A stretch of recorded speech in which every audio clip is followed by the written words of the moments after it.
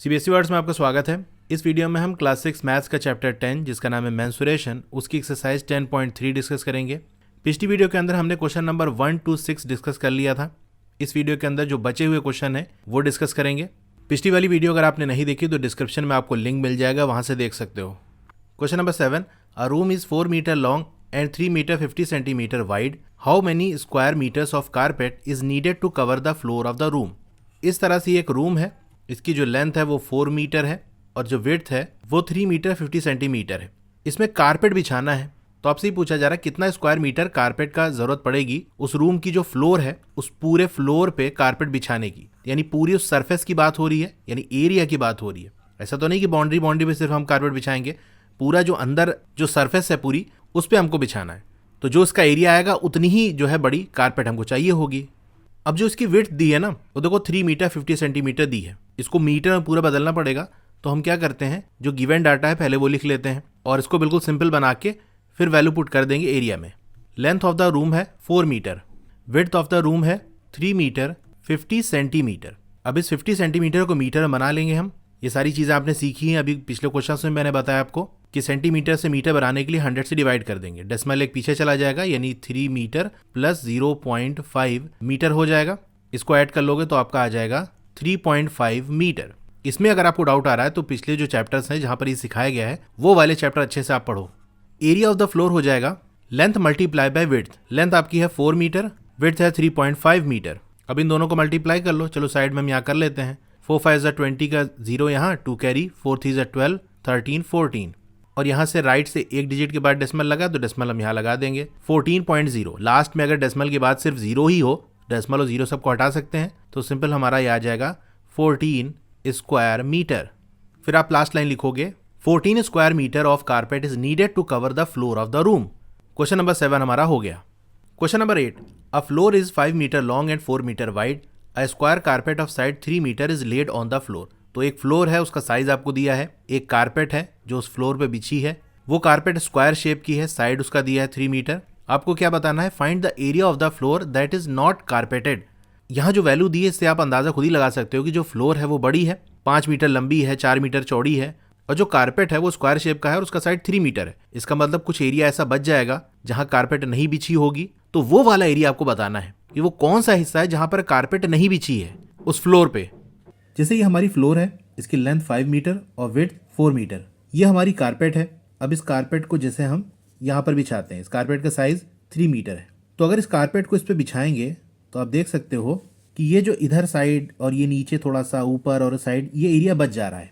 तो यही एरिया आपको निकालना है कि फ्लोर का वो हिस्सा जो कारपेटेड नहीं है, जहाँ पर कारपेट नहीं बिछी। कैसे निकालेंगे, तो ये जो टोटल एरिया इस फ्लोर का है इसमें से इस कारपेट वाले एरिया को माइनस कर दे। यानी ये पूरा कारपेट का हिस्सा अगर निकल जाए तो बाकी यही सब तो बचेगा, ये इधर साइड और ये नीचे थोड़ा सा और ये यही वाला एरिया बचेगा। तो यही हम करेंगे कि टोटल एरिया पहले फ्लोर का निकाल लेंगे और कारपेट के एरिया निकाल लेंगे, फिर फ्लोर के एरिया में से इस कारपेट वाले एरिया को हटा देंगे तो बचा हुआ जो एरिया जहाँ कारपेट नहीं है वो आ जाएगा। तो चलिए पहले फ्लोर का एरिया निकाल लेते हैं। Area of the floor length multiply by width. Length आपकी 5 मीटर है, विड्थ 4 मीटर है। इसको मल्टीप्लाई करोगे तो आपका एरिया आ जाएगा 20 स्क्वायर मीटर।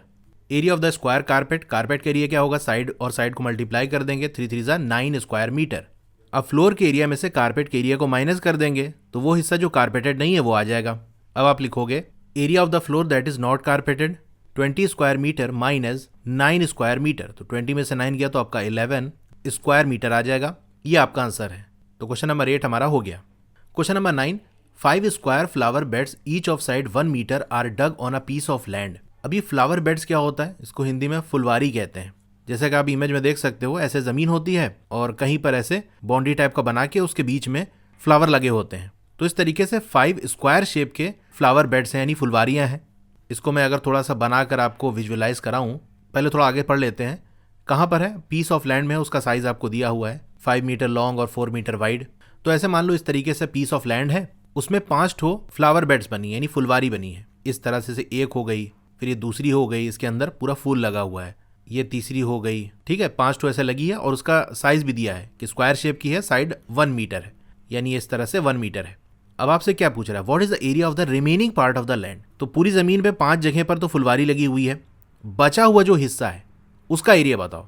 जैसे हमने पिछला वाला क्वेश्चन किया था ठीक उसी तरह से ये भी होगा। बचे हुए का मतलब क्या है, ये जो पूरा येलो वाला पार्ट है ये बचा हुआ हिस्सा होगा।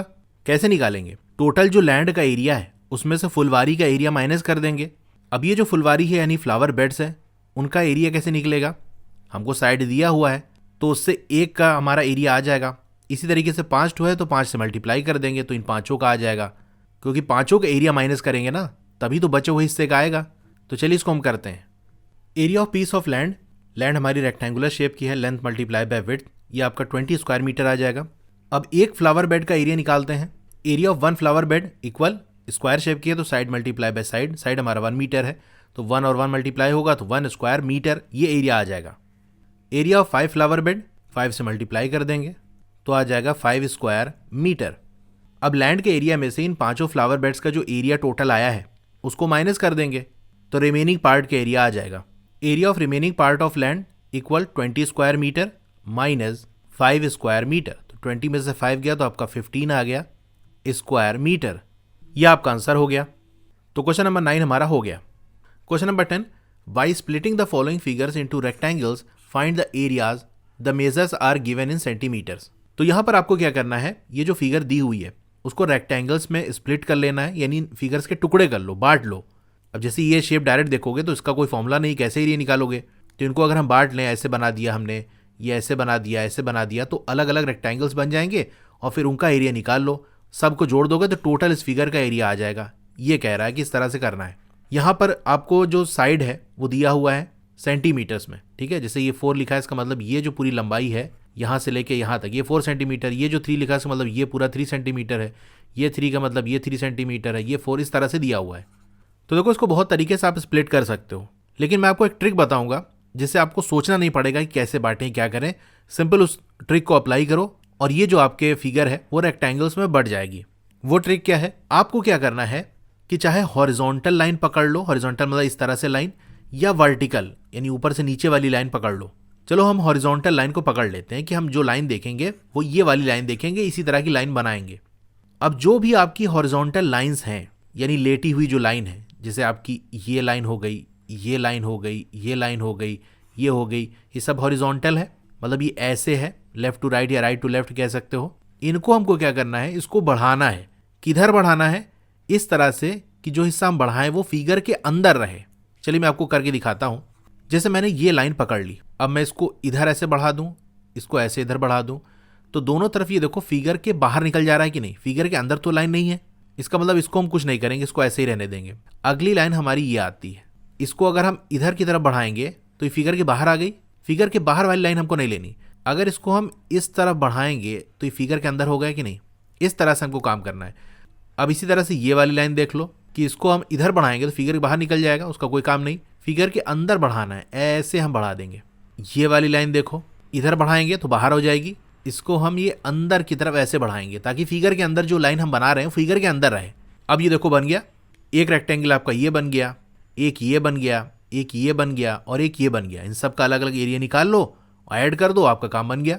तो ये जो ट्रिक मैंने आपको बताई है, ये कॉम्प्लिकेटेड से अगर फिगर आ जाए, बड़ी ताम झाम समझ में ना आए, तो इस तरीके से बहुत आसानी से हो जाएगा, यानी आपका रेक्टेंगल्स में बढ़ जाएगा। एक काम तो आपका हो जाएगा। और सिंपल फिगर है तो देख के ही आप बना सकते हो, वो अभी हम देखेंगे। तो चलिए इस तरह से इसको कर लेते हैं। ये मैंने इस तरह से देखो ऑलरेडी बना लिया है। अब हमको लेंथ निकालनी है कि जो अलग अलग रेक्टेंगल्स बन रहे हैं उनका साइज़ क्या है। यानी अगर हमको ये वाला साइड चाहिए तो ये कैसे हमको पता चलेगा, ये तो दिया नहीं है कि ये कितना बड़ा है या ये कितना बड़ा है। तो देखो कौन सा साइड आसानी से निकल जाएगा। यहाँ देखो ये 3 सेंटीमीटर है तो ये भी आपका 3 सेंटीमीटर होगा, और ये देखो 3 लिखा है, इसका मतलब ये जो पूरा हिस्सा है ये भी 3 सेंटीमीटर है। इसका मतलब इसका एरिया हम आसानी से निकाल सकते हैं क्योंकि इसका दोनों साइड हमको पता है। ये स्क्वायर शेप बनना है, याद रखना स्क्वायर भी एक तरह का रेक्टेंगल होता है। क्या आप ये सोचने लगो कि रेक्टेंगल कहाँ है, स्क्वायर कहाँ से आ गया। स्क्वायर भी एक तरह का रेक्टेंगल ही होता है और उसके दोनों साइड बराबर होते हैं, ठीक है। तो यहाँ हमारा स्क्वायर बनना है, यानी अगर मैं इस वाली फिगर की बात करूँ तो ये हमारा स्क्वायर है, इसका एरिया निकाल सकते हैं। पहले हम साइड नोट कर लेते हैं कौन सा साइड कितना है। तो ये आपका 3 आ गया। अब इस वाले की बात करते हैं।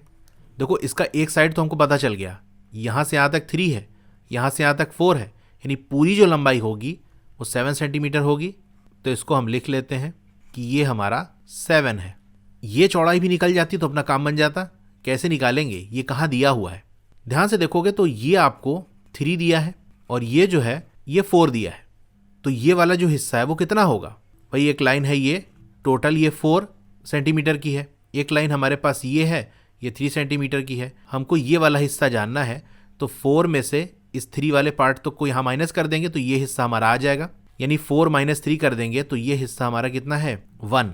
अब ये वाली लेंथ कितनी होगी इसको भी निकाल लेते हैं। टोटल यहाँ से यहाँ तक 7 है और यहाँ से यहाँ तक ये हमको 2 दिया हुआ है, यानी 7 में से 2 चला जाएगा तो हमारा 5 बचेगा। इसका मतलब ये जो लंबाई है वो आपकी है 5 सेंटीमीटर। ये पूरा 5 है और यहाँ से यहाँ तक ये 3 है। 5 में से 3 माइनस कर देंगे तो ये वाली लंबाई हमको मिल जाएगी। भाई ऐसे ही हमारा 5 है और यहाँ से यहाँ तक 3 है, 5 में से 3 चला गया तो ये वाला हिस्सा हमको मिल जाएगा, यानी ये वाला साइड। तो 5 में से 3 गया तो 2, तो ये हमारा 2 सेंटीमीटर है। अब सब का साइज हमको पता चल गया, बस का एरिया निकाल लेते हैं। पहले इसको हम नंबरिंग दे देते हैं। जैसे मान लो ये हमारा जो फर्स्ट वाला रेक्टेंगल हो गया, ये सेकंड नंबर का रेक्टेंगल, ये थर्ड रेक्टेंगल और ये फोर्थ। अब एक एक करके सबका एरिया निकालते हैं। एरिया ऑफ 1 शॉर्ट में यहाँ लिख देते हैं लेंथ मल्टीप्लाई बाई ब्रेथ। तो लंबाई हमारी 2 है यानी 2 सेंटीमीटर और इसकी जो चौड़ाई है वो 1 सेंटीमीटर है, तो इसका एरिया आ गया 2 स्क्वायर सेंटीमीटर। फिर दूसरे वाले रेक्टेंगल की बात कर लें, ये हमारा 5 सेंटीमीटर है लेंथ और विड्थ इसकी यानी जो ब्रेथ है वो 2 सेंटीमीटर है। 5 2 ज़ा 10 स्क्वायर सेंटीमीटर आ गया। थर्ड वाले रेक्टेंगल की बात कर लें, ये जो पूरी लंबाई है इसकी ये 7 सेंटीमीटर है और ये जो चौड़ाई है वो 1 सेंटीमीटर है। Area of 3 7 centimetre multiply by 1 centimetre 7 square centimetre आ गया। फोर्थ वाले की बात कर लें तो इसकी जो लंबाई है और चौड़ाई है बराबर है, यानी ये स्क्वायर शेप का है, साइड इसका 3 है। Area of 4 side multiply by side 3 centimetre multiply by 3 centimetre 9 square centimetre आ गया। टोटल एरिया ऑफ फिगर ये हो जाएगा 2 + 10 + 7 + 9। इसको ब्रैकेट बंद कर देना और बाहर स्क्वायर सेंटीमीटर लिख देना। जब कई सारी वैल्यू को ऐड वगैरह करना हो तो हर बार यूनिट लिखने की जरूरत नहीं है, एक ब्रैकेट में बंद कर दो, ब्रैकेट के बाहर यूनिट लिख दो, वरना 2 स्क्वायर सेंटीमीटर + 10 स्क्वायर सेंटीमीटर काफ़ी लंबा हो जाता है। तो ये आ जाएगा आपका 28 स्क्वायर सेंटीमीटर। तो इस तरह से आपको लिखना है और ये चीज़ बनाना भी है, ठीक है। ये जो लाइन मैंने खींची है इस तरह से आपको लाइन भी खींच देना है और आपको नंबरिंग भी दे देना है कि कौन सा 1 है। ये 1 है, ये आपका 2 है, ये 3 है, ये 4 है, वरना साइड में लिखा है कि एरिया ऑफ 1। अब 1 कहाँ है दिखाना पड़ेगा ना आपको, तो इस तरह से आप मार्क कर देना। यानी जो पूरा मैंने बनाया है ना इस तरह से आप बना देना। अच्छा, ये जो रेड से मैंने लाइन खींची है आपको समझाने के लिए है, इसको आपको बनाने की ज़रूरत नहीं है। ये अपने समझने के लिए आप बना भी सकते हो, कोई गलत नहीं होगा, लेकिन ये ज़रूरी नहीं है। ये सारी जो लाइंस मैंने बनाई है कि 4 का मतलब क्या है, ये पूरा यहाँ से यहाँ तक, ठीक है। तो इस तरीके से आपको एरिया निकालना है। ए वाला पार्ट हो गया। अब बी वाली फिगर की बात कर लें तो ये बहुत सिंपल है, इसमें ज़्यादा ताम झाम नहीं है।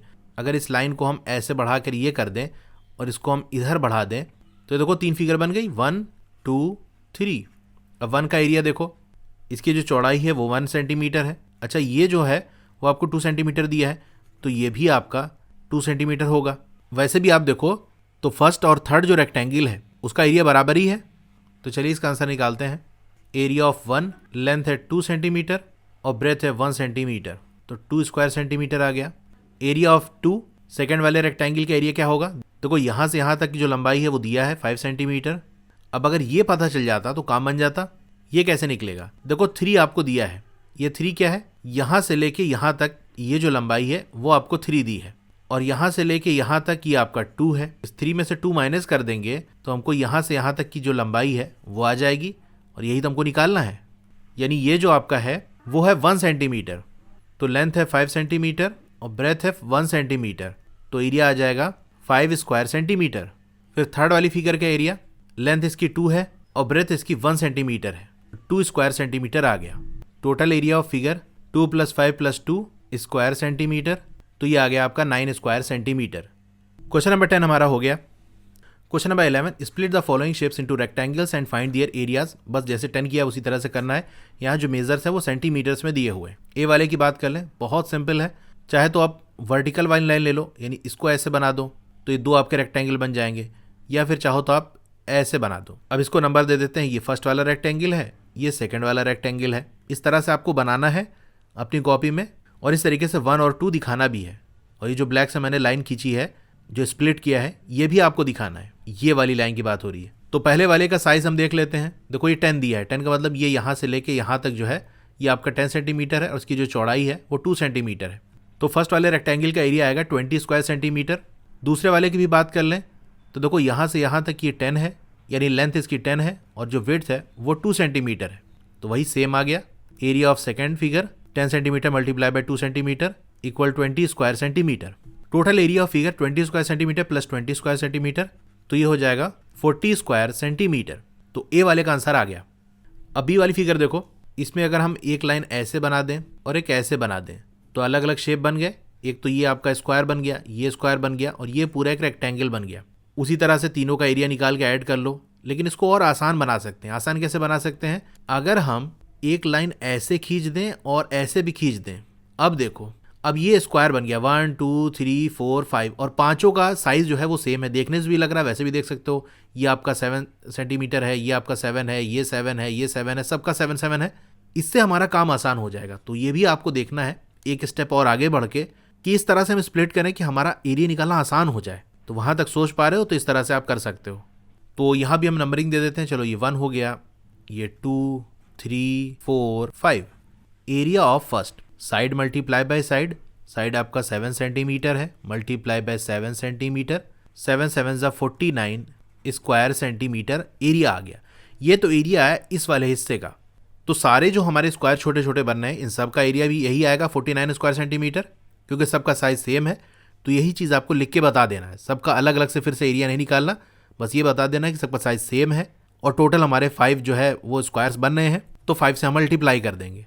दे are a total 5 squares of same size, therefore total area of figure क्या हो जाएगा? 5 मल्टीप्लाई बाई 49 स्क्वायर सेंटीमीटर। तो इसको साइड में आप मल्टीप्लाई कर सकते हो। मल्टीप्लाई करने पाएगा 245 स्क्वायर सेंटीमीटर। तो बी वाले का भी आंसर हो गया। सी वाला देख लो, अगर यहाँ हम एक ऐसे लाइन खींच दें तो एक रेक्टेंगल हमारा ये ऊपर बन गया और ये एक नीचे बन गया। अब फर्स्ट वाले रेक्टेंगल का लेंथ और ब्रेथ क्या होगा? देखो, यहाँ से यहाँ तक ये इसकी लेंथ है, ये 5 दिया है और ये जो है इसकी ब्रेथ है 1 दिया हुआ है। तो फर्स्ट वाले जो रेक्टेंगल है उसका एरिया आ जाएगा 5 स्क्वायर सेंटीमीटर। अब सेकेंड वाली फिगर की बात कर लें तो यहाँ से यहाँ तक ये जो लंबाई है ये 4 सेंटीमीटर है और जिसकी ब्रेथ है वो 1 सेंटीमीटर है। तो इसका एरिया आ जाएगा 4 square centimetre. Total area figure हो गया, दोनों को ऐड कर लेंगे, 5 + 4 9 स्क्वायर सेंटीमीटर। तो सी वाला हमारा हो गया और इसी के साथ ये क्वेश्चन नंबर 11 कंप्लीट हो गया। Question number 12, how many tiles whose length and breadth are 12 centimetre and 5 centimetre respectively will be needed to fit in a rectangular region whose length and breadth are respectively. तो आपको बताना है कितनी tiles, उस tiles का आपको length और breath दिया हुआ है, उसकी ज़रूरत पड़ेगी और उन टाइल्स को हमको फिट करना है, लगाना है कहाँ पर? एक रेक्टेंगुलर रीजन है। जैसे हम लोग घर वगैरह में टाइल्स लगाते हैं ना, उसी की बात हो रही। तो जैसे मान लो आपका रूम हो गया, रेक्टेंगल शेप का है, वहाँ पर टाइल्स लगानी है। तो कितनी टाइल्स लगेगी, तो कैसे निकालोगे? इसको मैं फिगर बना के थोड़ा समझाता हूँ कि जैसे मान लो ये रेक्टेंगुलर रीजन है जहाँ पर टाइल्स लगनी है और जो टाइल्स है वो आपको दी हुई है। तो इस तरह से टाइल्स यहाँ पर इसमें लगती जाएगी एक के बाद एक। तो कितनी टाइल्स लगेगी? अच्छा, जो टाइल्स लगेगी वो कहाँ लगेगी? उस रेक्टेंगुलर रीजन के पूरे सरफेस पे लगेगी, यानी पूरे एरिया में लगेगी। इसका मतलब जो पूरा एरिया होगा उस रेक्टेंगुलर रीजन का वो बराबर होना चाहिए। जितनी भी टाइल्स लगी है उन सब का एरिया अगर हम ऐड कर दें तो वो उसके बराबर आना चाहिए। यानी कहने का मतलब ये, इसको थोड़ा सा मैं और अच्छे समझाऊं तो एक टाइल्स मान लो ये लग गई, एक ये लग गई, एक ये लग गई, ठीक है? इस तरह से टाइल्स लग गई 1 2 3 4 5 6 7 8 9 10 11 12। तो इन 12 टाइल्स का एरिया जो है अगर हम निकालें, कैसे निकलेगा भाई? टाइल्स का साइज तो सेम है, एक टाइल्स का एरिया आपने निकाल लिया, उसको 12 से मल्टीप्लाई कर दिया, तो जितनी भी टाइल्स यहाँ पर लगी है उन सब का टोटल एरिया आ जाएगा। और टाइल तो पूरे उस रीजन में लगी है, यानी उस पूरे रीजन का एरिया आ जाएगा। यहाँ से बात ये समझ में आई कि जितनी टाइल्स है, जैसे 12 टाइल्स है, उसको मल्टीप्लाई करेंगे एक टाइल का जो एरिया है, ठीक है? तो ये किसके बराबर होगा? पूरे रेक्टेंगुलर जो रीजन है उसके एरिया के बराबर होगा। तो यहाँ पर हमको क्या करना है? पहला काम ये है कि जो रेक्टेंगुलर रीजन है उसका एरिया निकाल लेंगे, फिर टाइल्स का एरिया निकाल लेंगे। तो पहले इतना करते हैं, फिर आगे बात करेंगे।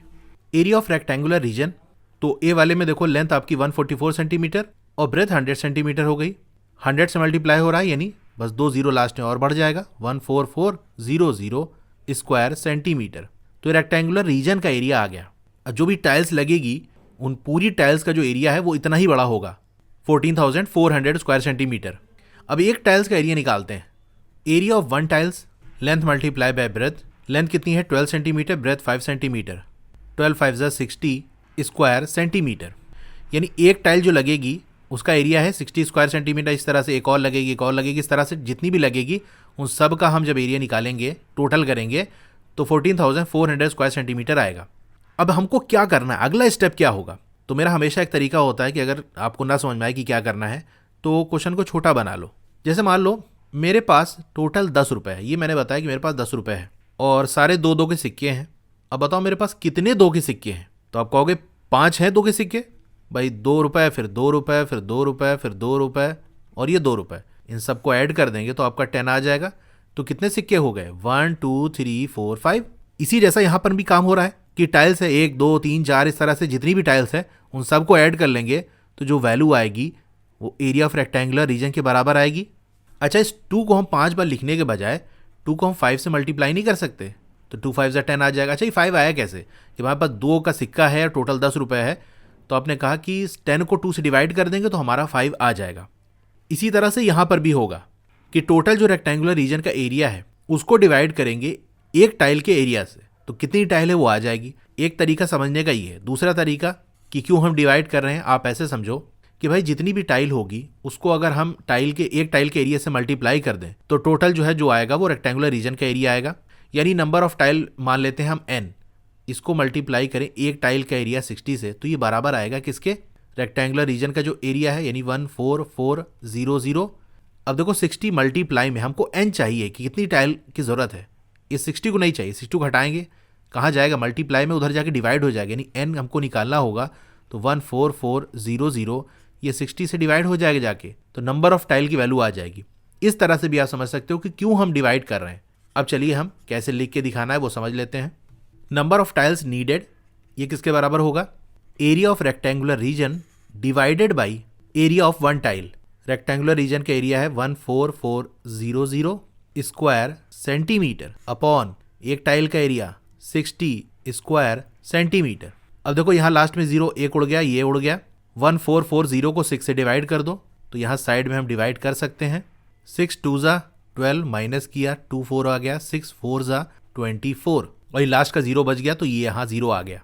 यानी हमारा जो आंसर है वो क्या आएगा? 240। अच्छा देखो स्क्वायर सेंटीमीटर भी कट गया, तो कोई यूनिट नहीं बचेगी। 240 नंबर ऑफ टाइल गिनती में क्या यूनिट होती है? भाई कितनी पेंसिल तुम्हारे पास है? 5 है। थोड़ी कहते 5 सेंटीमीटर पेंसिल है या 5 स्क्वायर मीटर पेंसिल है, 5 तो 5। तो नंबर की बात जब होती है तो उसका कोई यूनिट नहीं होती। 240 हो गया, तो ये ए वाले पार्ट का आंसर हो गया। बी वाले में बस वैल्यू बदली है, बाकी सारी चीज़ें वही हैं। जो रेक्टेंगुलर रीजन है उसका जो लेंथ है और ब्रेथ है वो दूसरी दी है, तो बस इसी में इसको आप आई थिंक आपने नोट डाउन कर लिया होगा, मैं इसी में चेंज कर देता हूँ। बस रेक्टेंगुलर रीजन का एरिया बदलेगा। तो बी वाले केस में लेंथ क्या है? 70 सेंटीमीटर, ब्रेथ 36 सेंटीमीटर। इसको मल्टीप्लाई करोगे 2520 स्क्वायर सेंटीमीटर आ जाएगा। बाकी एक टाइल का एरिया वही रहेगा क्योंकि टाइल वही है। यहाँ पर थोड़ा सा चेंज होगा, एरिया ऑफ रेक्टेंगुलर रीजन आ गया 2520 स्क्वायर सेंटीमीटर अपॉन एक टाइल का एरिया 60 स्क्वायर सेंटीमीटर। तो 0 0 यहाँ से उड़ गया, उड़ के घर गया। 2526 6 4 ज़ा 24 माइनस किया 1 आया और यहाँ से 2 उतार दिया, 6 2 ज़ा 12, तो ये आ जाएगा 42। कितनी टाइल्स की ज़रूरत पड़ेगी बी वाले केस में? 42 टाइल्स। तो ये क्वेश्चन नंबर 12 भी हमारा हो गया और इसके साथ ये एक्सरसाइज भी कंप्लीट हो गई।